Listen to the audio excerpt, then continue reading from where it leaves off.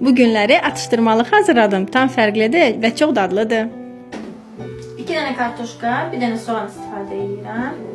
Kartuşkaları rəndeləyirəm. Kartuşkanın ikisini də rəndələdim. İndi soğan da rəndeləyirəm. Xırda gözdən yox, kartuşkanın hansından rəndələmişdi, oradan da soğan da rəndələdim. İndi bunu su buraxacaq da, kartuşkada soğan da.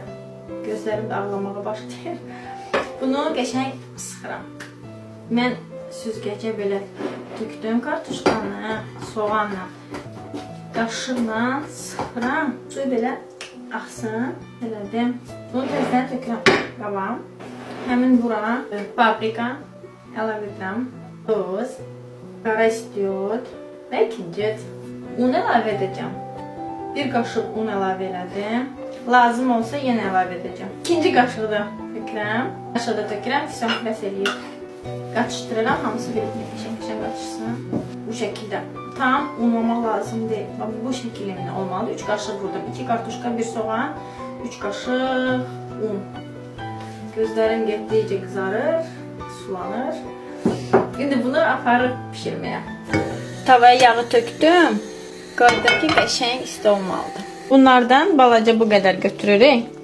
Əlimizlə kift eləyirik. Top oldu. Başından vururuq. Bu şəkildə olmalıdır.